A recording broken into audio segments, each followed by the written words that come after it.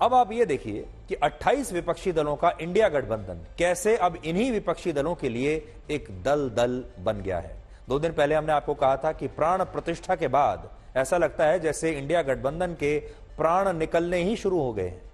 आज जब राहुल गांधी की भारत जोड़ो न्याय यात्रा असम से पश्चिम बंगाल के कूच बिहार पहुंची तो वहां टीएमसी के कार्यकर्ता इस यात्रा का विरोध करने के लिए कुछ इस तरह के पोस्टर्स लेकर खड़े थे। इन बैनर्स पर लिखा था कि पश्चिम बंगाल के लिए ममता बनर्जी ही काफी हैं और पश्चिम बंगाल के लोगों को कांग्रेस की और राहुल गांधी की कोई जरूरत नहीं है। सोचिए कि पश्चिम बंगाल कांग्रेस पार्टी के एक पार्टनर का राज्य है, जहां उनके इंडिया गठबंधन में एक पार्टनर पार्टी की सरकार है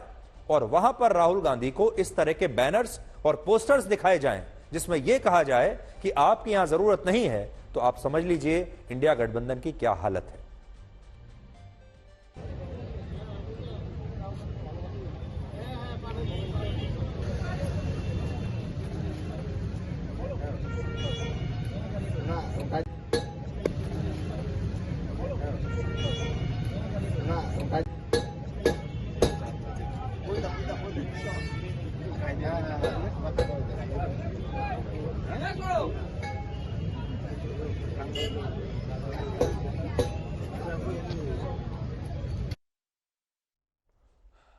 टीएमसी के इस विरोध के बीच राहुल गांधी ने अपनी न्याय यात्रा से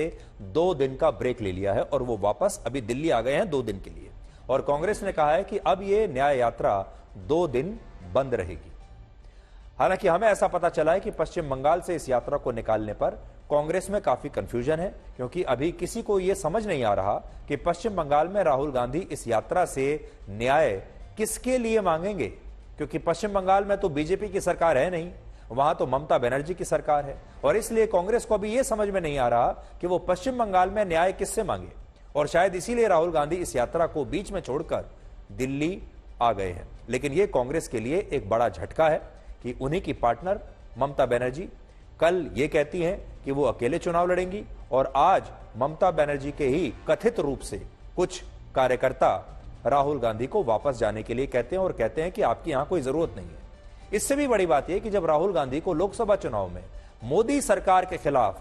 मोदी के खिलाफ असल मुद्दों की लड़ाई लड़नी थी, तब राहुल गांधी असल मुद्दों को छोड़कर असम में अपनी भारत जोड़ो न्याय यात्रा निकाल रहे थे और असम के मुख्यमंत्री हेमंत बिस्वा शर्मा के खिलाफ राजनीतिक लड़ाई में वो उलझ गए, जिससे ऐसा लगता है कि वो देश के चुनाव के लिए नहीं बल्कि असम के चुनाव के लिए मेहनत कर रहे हैं और उनका मकसद असम के चुनावों में कांग्रेस को जिताना है। और हेमंत बिस्वा शर्मा भी ऐसा लगता है, उन्होंने कहा, ये बताने की कोशिश कर रहे हैं कि अभी आप मोदी तक पहुंच नहीं पाएंगे, पहले आप मुझसे निपटिए, उसके बाद मोदी तक जाइए।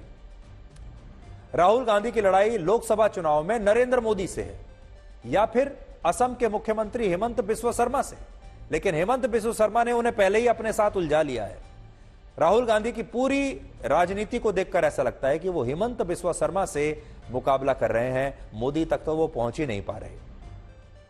तो ये भी एक बड़ी बात है, जहां राहुल गांधी के जो सलाहकार हैं, जो उनके रणनीतिकार हैं, उन्हें यह सोचना होगा कि ये लड़ाई नरेंद्र मोदी के साथ है, हेमंत बिस्वा शर्मा के साथ नहीं है। और ऐसा लगता है कि हेमंत बिस्वा शर्मा ने एक बहुत अच्छी रणनीति बनाई और उन्होंने राहुल गांधी को अभी अपने साथ ही अटका लिया, अपने साथ ही उलझा लिया, और राहुल गांधी की पूरी जो एनर्जी है, शक्ति है, उसको उन्होंने असम में ही जो है पूरा कंज्यूम कर लिया।